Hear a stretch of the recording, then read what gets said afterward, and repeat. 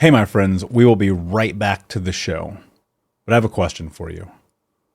Are you struggling with the impact of childhood trauma? Well, know that you're not alone.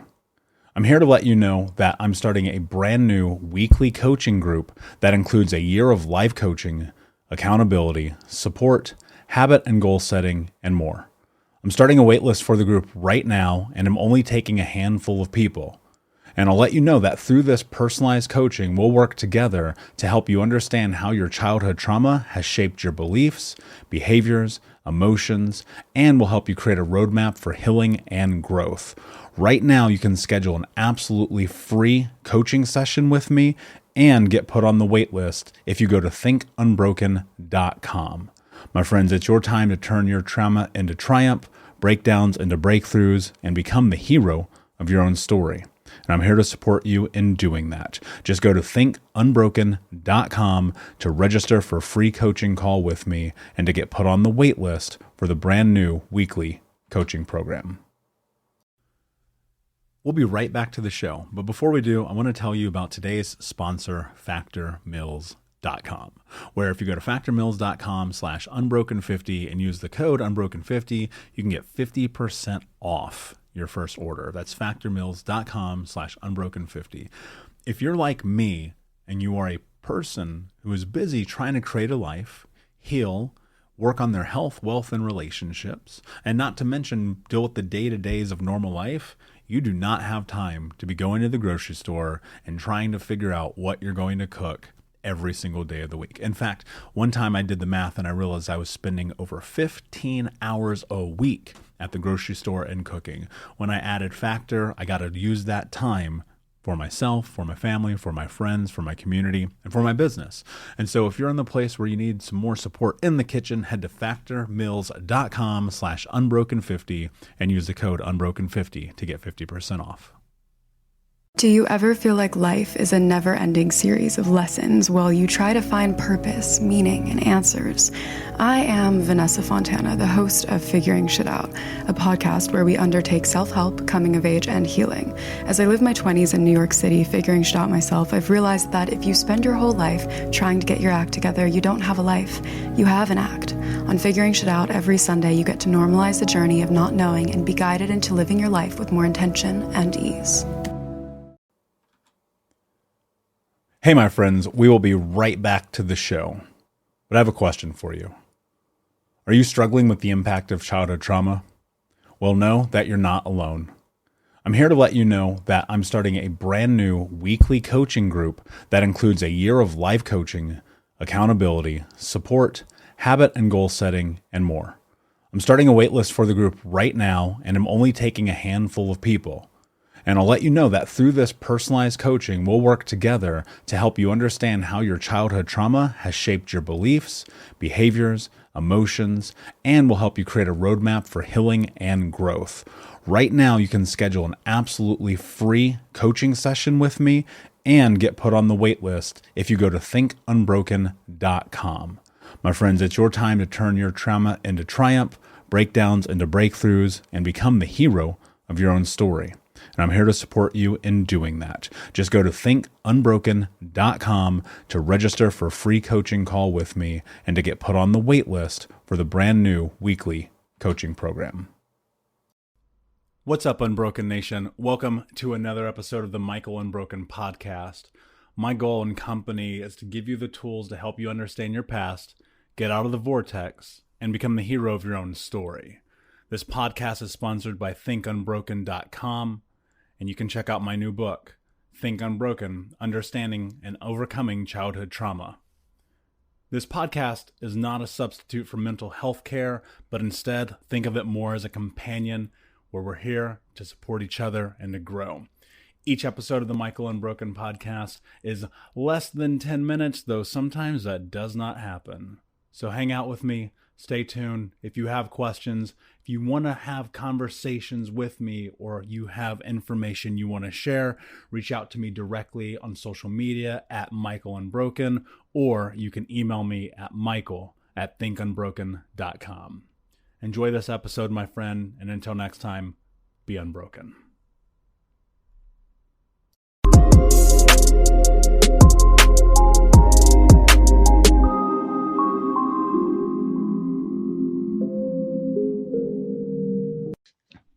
everybody. Welcome to another episode of the Think Unbroken podcast, where our goal and company is to help people get out of the vortex, become the hero of their own story, and ultimately take back their lives. Today, I'm here with Monique Koven, who is a trauma and CPTSD coach. Monique, thank you so much for taking the time to come and be with me today. Oh, it's a pleasure to be here. So I kind of just want to dive right in. I think that for people who don't know about you, your background, can you share a little bit about your journey, how you've gotten to where you are, and kind of the high level of what it is that you do?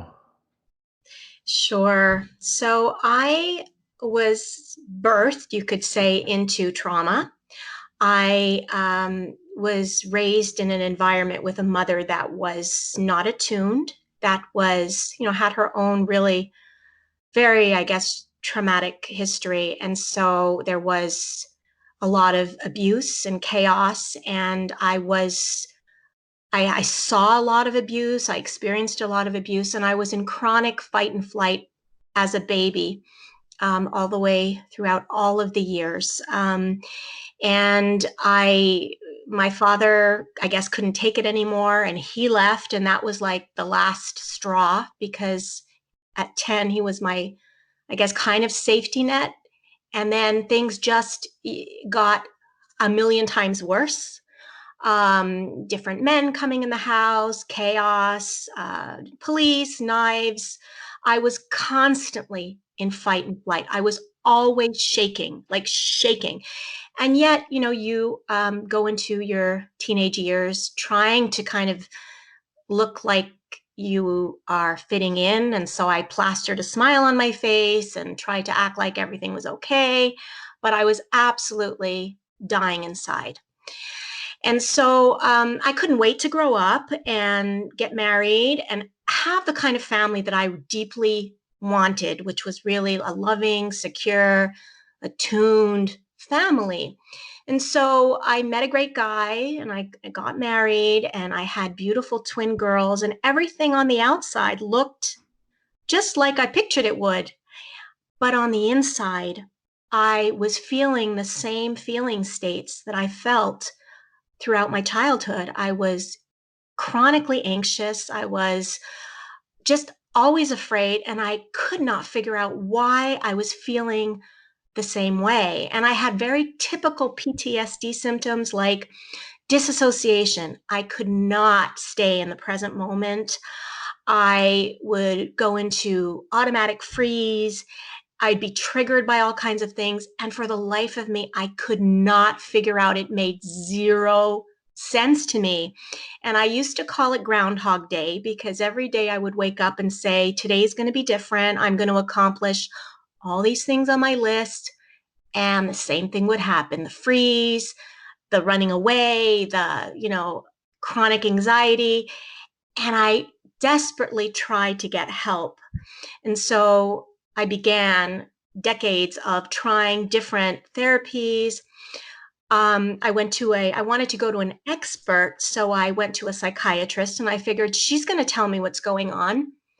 And she diagnosed me with generalized anxiety disorder. And I thought, great, good, I have an answer. Okay, I'll do whatever you tell me. And she recommended cognitive behavioral therapy.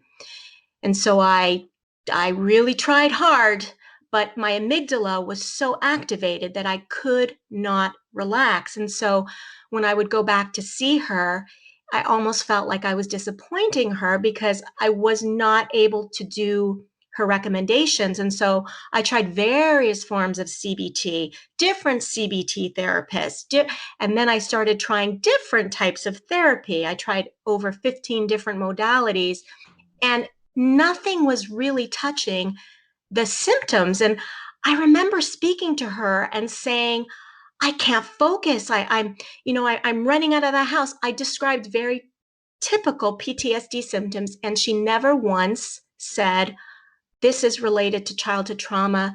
You have PTSD.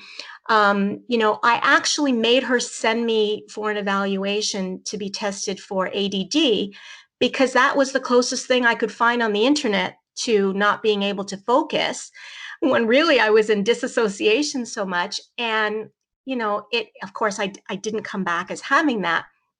And so I have to tell you, I saw this psychiatrist for, get ready for this, 15 years. Mm. And this is because childhood trauma was not recognized as being related to PTSD. And that experience was so minimizing, going to so many different therapists, and nobody telling me this is what you have. So that I just felt the same experiences that I was going through, trying to get help and not being helped. Nobody was giving me a framework. Nobody was giving me an understanding to my experience. And it was just completely minimizing. And so finally, I said, I really think I have PTSD.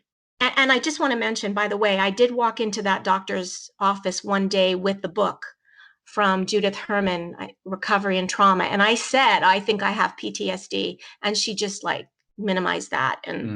But anyways, I took things into my own hands because I suspected I did have it. And I hired a team privately that was a trauma specialist. So it was a psychiatrist and a psychologist that specialized in trauma. And they did all the testing, and it came back chronic PTSD on the severe side because my symptoms were so debilitating.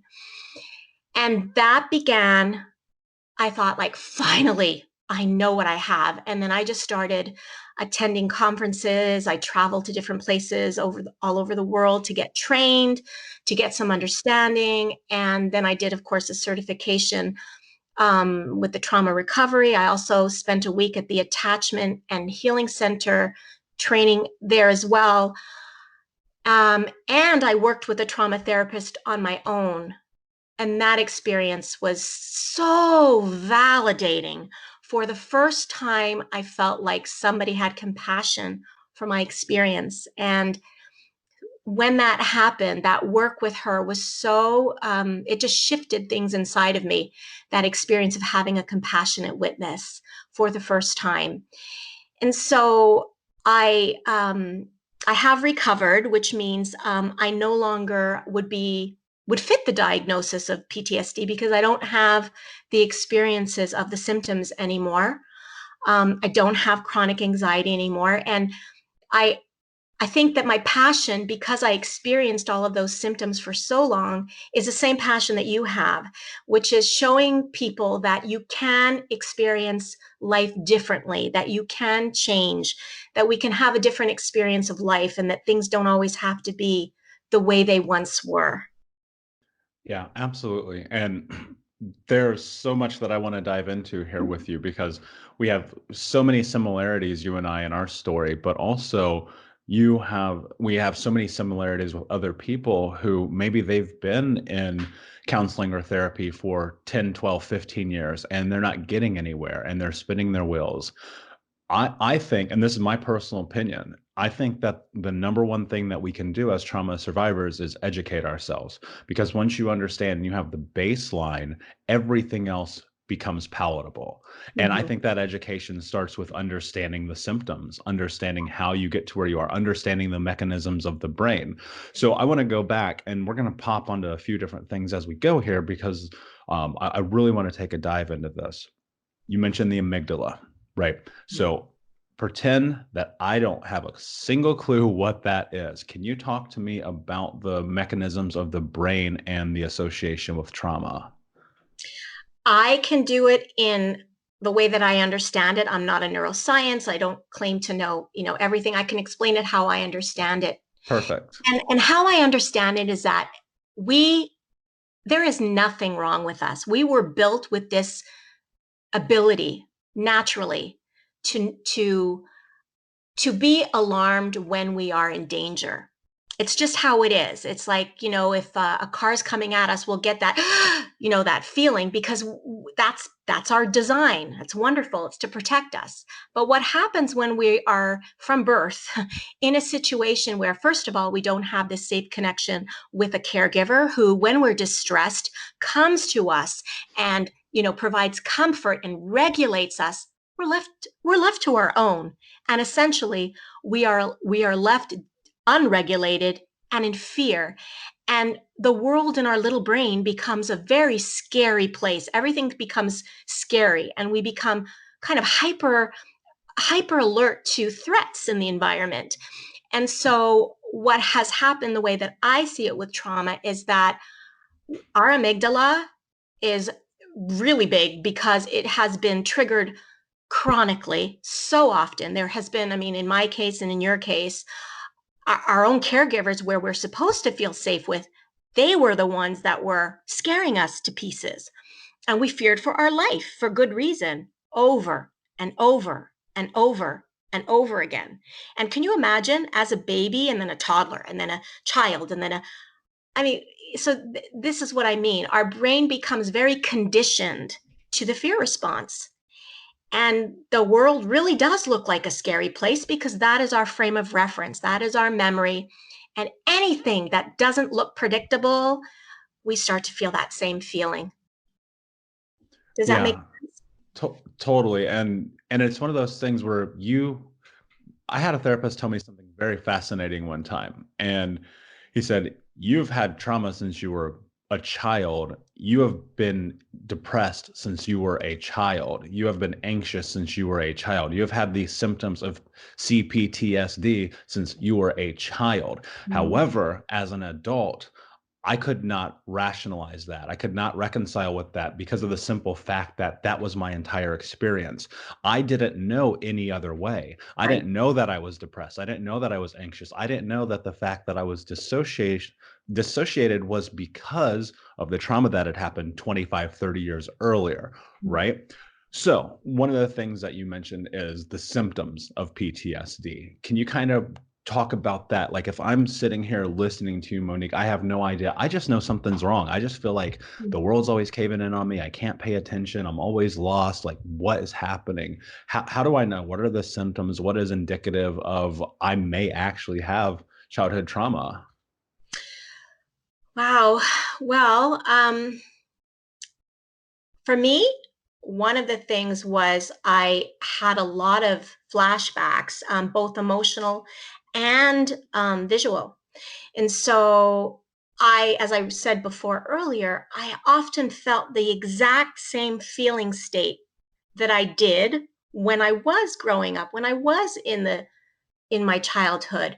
And the feeling state, even though it doesn't match, so it's like it's 2019, and yet I'm feeling exactly the same feeling state as I felt over and over and over again as a child. So kind of the emotional state, and visually, you can have visual flashbacks, pictures. You can also have triggers. So things, you could respond to someone. They may have acted like your abuser or something that was really traumatic. And that might, you might respond, like over respond.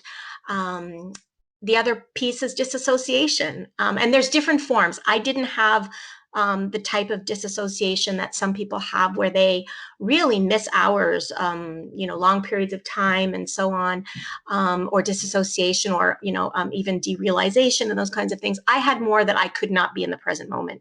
I had disassociated so much as a child that being in the moment was just like too hard, like literally too hard. It was like a fight. I could almost feel the fight. So the triggering is a big one. I talk about this in my podcast a lot. One of the big ones for me, which made zero sense, like it didn't make sense, was here I was, a young mom, whatever. Every day I'd be cooking food, and then I'd have dishes all over. You have to clean up. Oh my gosh, those dishes. My amygdala, my fear response would be going off. I would be so mobilized. I would feel so much anxiety.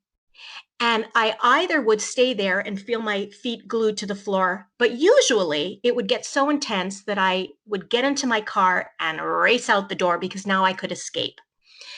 And that made no sense to me. Like, do the darn dishes, for crying out loud. I couldn't. And I tried to explain that to therapists, to the doctor, and they, would tell me, read some organization books, or, but no, I knew that this felt very, very familiar. I was feeling the same feeling I felt a zillion times when I would be in the chaos and I wanted to mobilize and run out, but I couldn't. So those are a little bit of the symptoms. There's more, but those are the ones that come to my mind right now. Sure, definitely. And, I definitely resonate with the dishes thing. Another story for another time. But one of the things I think is really important to note on is this idea of being with the wrong fit in terms of a therapist and a psychologist. There are many, many people, probably some who are listening right now, who have a therapist or a counselor who is not validating their experience, not necessarily for lack of care, but for lack of education. Because I had the same experience in my mid-20s, seeing a therapist who just did nothing for me. And I would go and I would go and I would go. And I'd just be like, dude, like, you're not helping me. Nothing you're saying is getting me fucking anywhere. Like, help me. Mm-hmm. What do I do? How do I find the right person for me? Oh my gosh, yeah. And I mean, I've heard that with my clients. I think that your gut, like you said, you were saying, dude, come on. I mean, as soon as your wisdom tells you this is not, they are not hearing me, if they are not talking about, first of all, if they're not trauma informed and they don't have an understanding about the brain and about how trauma affects, that's one clue. But also, if you're not connecting with them, it is so important to have somebody, because I feel if we haven't had that an empathetic, attuning relationship with our caregivers, we can have one with a therapist, which can be really healing. And so if we are not getting that experience with a therapist, if we're not feeling validated, if we're not feeling attuned, like I'm telling you, my therapist, her eyes, and this was done, by the way, remotely, her eyes could see through me. I felt her compassion. I cannot describe what that did for me. If I didn't have that, on to another therapist. You need that. Yes, I totally agree. And I tell people that I work with that finding a therapist is like dating. And if you have to go on 200 dates until you find your person, that's what you have to do. Because I went like you, and I want to dive into this too. Name a modality, name one. I did it because Yep. to me, I'm like, what am I willing to do? Talk to me about what it was like for you to step into that willingness. What did that look like? Because going and trying all, 15, I was at the point where I was like, I'm going to do electroshock therapy. I've tried everything else. I've tried it all. I've tried it Hey, all. I wanted hypnotherapy, make me forget everything so I could Yeah. be new. If that worked, I would do it. I mean, I traveled to California with my whole family to find this one therapist that did this one modality. And I'm telling you, by the third day, I'm like, it didn't work. Mhm. We do what we can. So the willingness, oh my gosh, I have to tell you, and I don't know if you'll agree with me, but my feeling is that trauma survivors, they want something different. They know within their core, this is not how it's supposed to be. I know I wasn't designed to live like this. And so I think that there is a part of them that wants to heal, that wants to have a different experience of life. Um, I mean, I don't know. I wanted it from when I was 20. I just, there wasn't a question. That's why I kept seeing a billion therapists. So the willingness, I don't know. I think it's there. I think trauma survivors are one of the strongest, most resilient people around. And I think the willingness, I mean, I see it. Yeah, I agree. And I think that is inherently a part of who we are. But you talk about the defensive mechanisms that are created for the purpose of survival. We are meant to survive. We are a species of survivalists. We are a species of nomadic people who somehow, despite everything, are still here. And with the advent of modern science, now we're living, upwards of 100 years old. But there's something within, and I see this in the people I work with. I see it in my friends who are part of trauma. I see it in myself. Like, there's nothing that stops me from going towards goals. However, that said, sometimes our goals are misaligned. Sometimes we go forward to the wrong things. My case, an example, I spent my entire 20s chasing money, destroying my body, hurting relationships, destroying the people around me. And how do you come to a place where you align yourself to go forward in a healthy way? I have a theory about this, and now you talk about agreeing. You may not agree with me, but I believe that the only way that you actually seek change, that you really decide to step into it? And I've asked so many people this question. You could be the first to disagree. I think you have to hit rock bottom. I think that you have to have this moment where you go, okay, now I know that I want my life to be different, but the universe is telling me that it must, because look at what's happening. What do you think about that? I think, rock bottom. I mean, it depends on what you call rock bottom. For some, it literally is rock bottom, end of self, nothing left. I feel like I was at rock bottom, in my 20s. I really do, but I just wasn't getting the right help. So I'm not disagreeing with you. I think I'm not disagreeing with you. I think you do, but rock bottom. I mean, I really felt like I was already rock bottom. I couldn't go any deeper. Mm. Yeah, totally. Yeah, I totally relate to that. So, as you're going through and you're finding these modalities and you're stepping into just trying everything Mhm. as a user experience, for lack of a better term, can you kind of talk us through what that was like for you? Because I feel like a lot of people are, there's so much information now that it's overwhelming. We don't know where to begin. And then we're trying too many things at once, and then we're stuck even deeper than we were.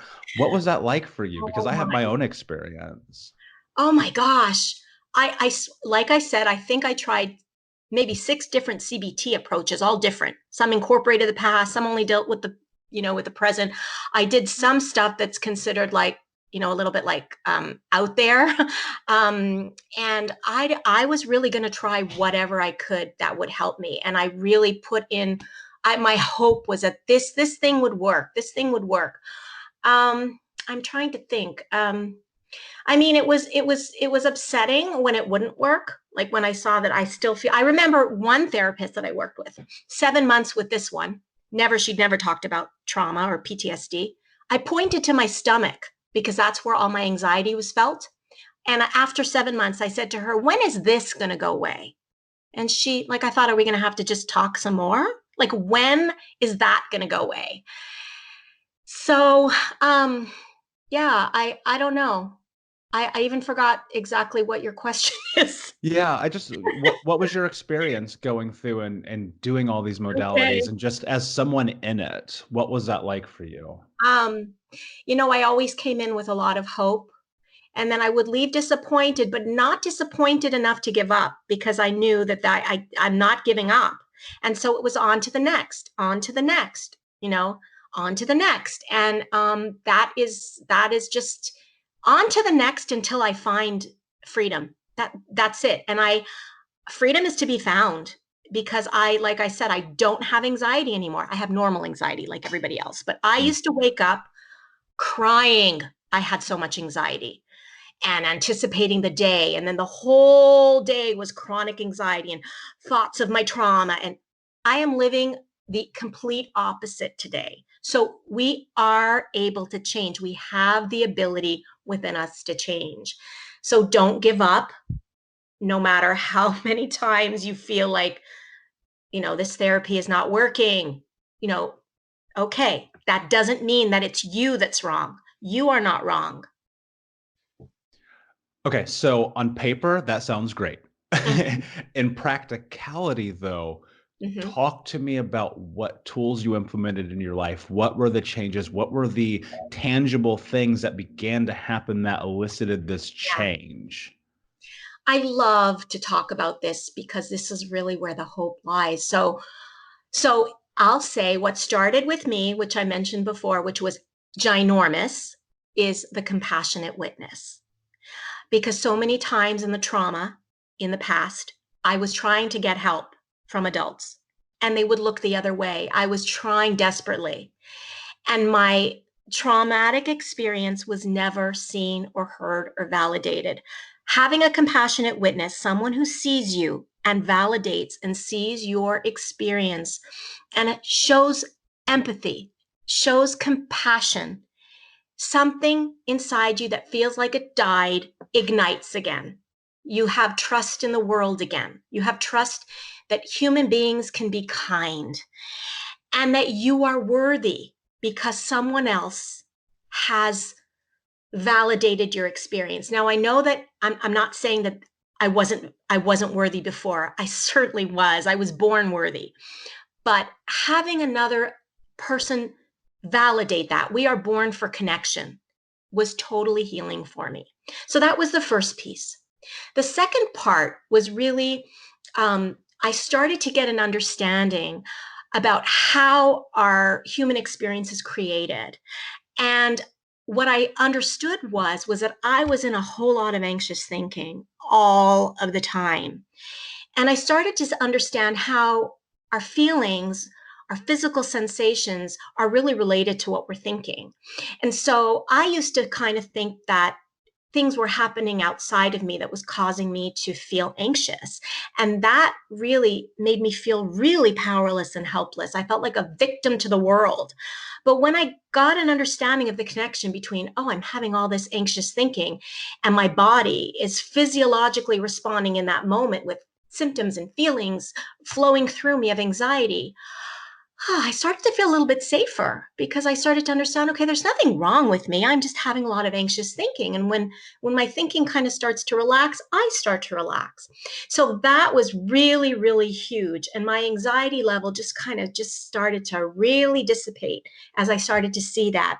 And of course, all of those beliefs that I had, I'm powerless, I'm helpless, I'm not worthy, I'm broken. I mean, I started to see the truth of that they were not true. Those were beliefs that I picked up as a child. I believed they were true. I was acting from them. And as those started to just go away, my resilience just started to come forward. And I started to really experience life differently. That's incredible. And that's very similar to my experience. One of the things I think that's really important to hark on here is with the understanding that we are the sum total of our experiences leading up to this very moment, meaning that we are constantly building upon ourselves.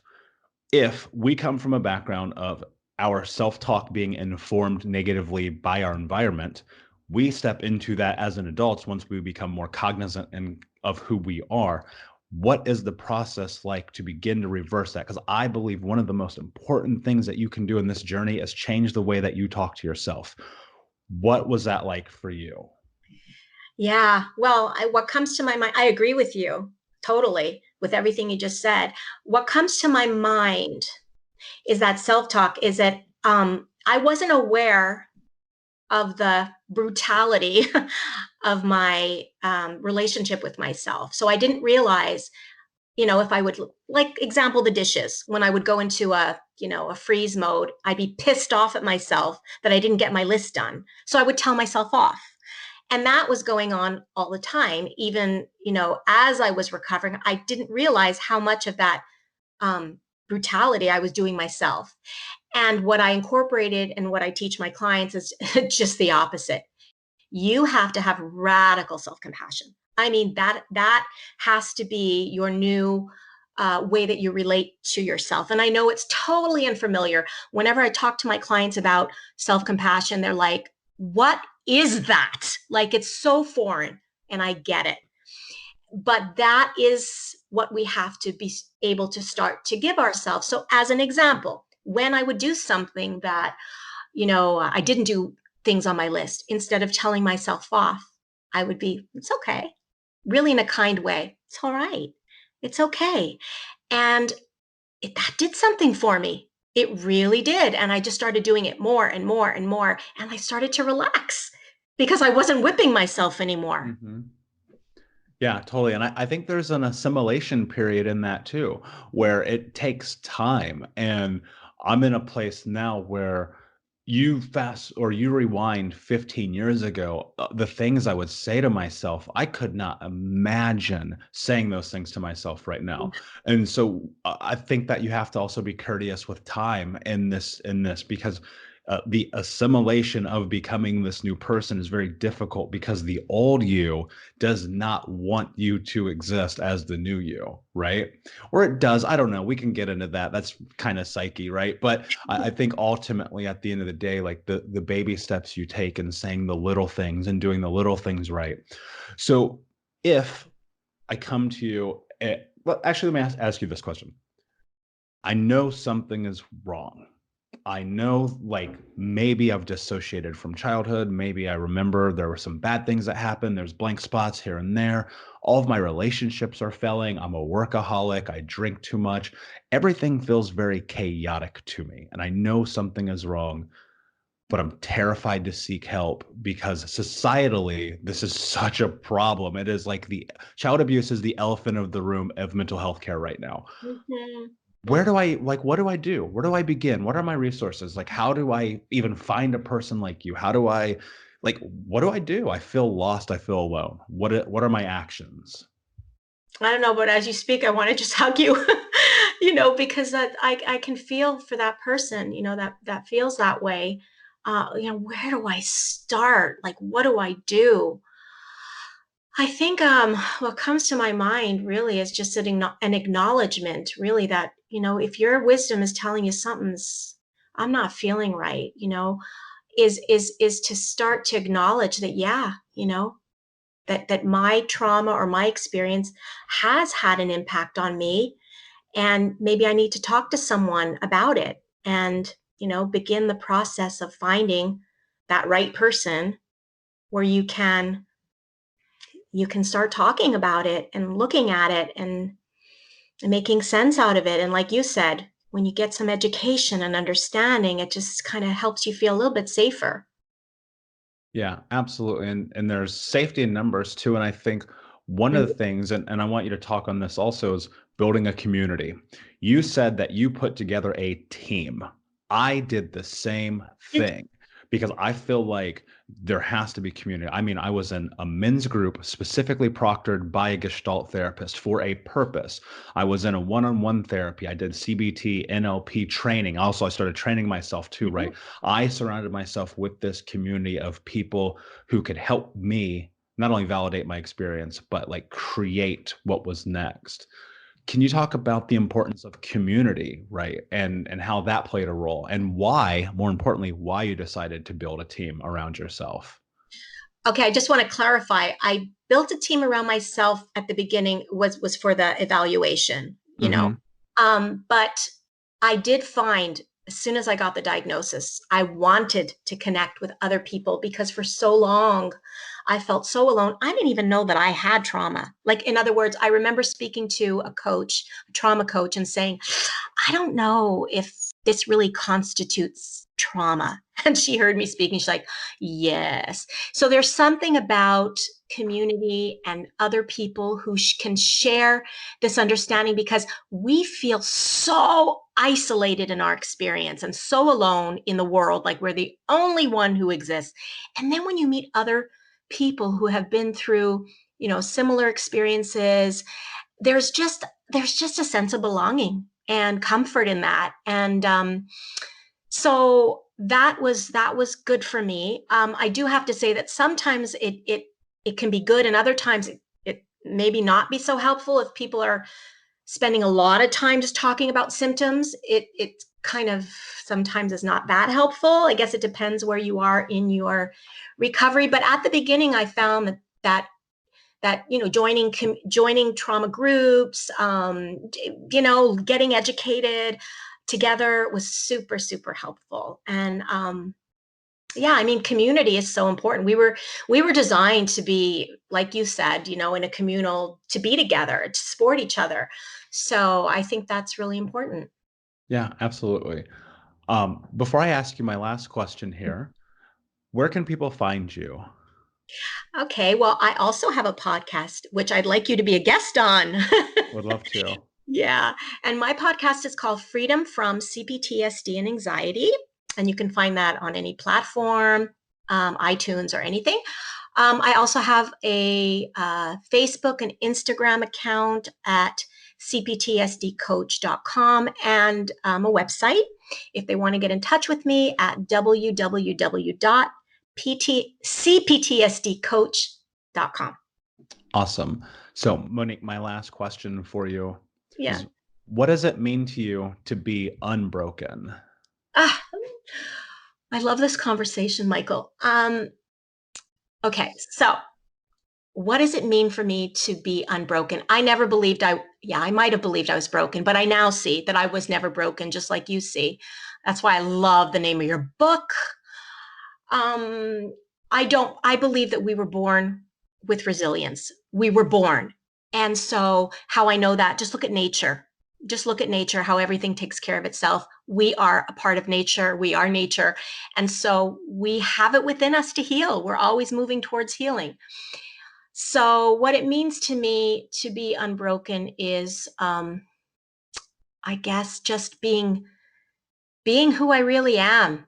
Not all the beliefs and all the lies and all the adaptions and all the symptoms. Those are just adaptions and symptoms. Who we are is underneath all that, and nothing can touch who we are because we're not breakable. How beautifully said. Guys, thank you so much for spending the time, Monique. Thank you for spending the time with me. Follow Monique, check out what she does. This is proof positive again and again that even if you've spent 15 years trying to figure it out and it takes you another 400, it doesn't matter. Just keep moving forward, guys. And until next time, my friends, be unbroken. See ya. Hey, my friends, we will be right back to the show. But I have a question for you. Are you struggling with the impact of childhood trauma? Well, know that you're not alone. I'm here to let you know that I'm starting a brand new weekly coaching group that includes a year of life coaching, accountability, support, habit and goal setting, and more. I'm starting a waitlist for the group right now, and I'm only taking a handful of people. And I'll let you know that through this personalized coaching, we'll work together to help you understand how your childhood trauma has shaped your beliefs, behaviors, emotions, and will help you create a roadmap for healing and growth. Right now, you can schedule an absolutely free coaching session with me and get put on the wait list if you go to thinkunbroken.com. My friends, it's your time to turn your trauma into triumph, breakdowns into breakthroughs, and become the hero of your own story. And I'm here to support you in doing that. Just go to thinkunbroken.com to register for a free coaching call with me and to get put on the wait list for the brand new weekly coaching program.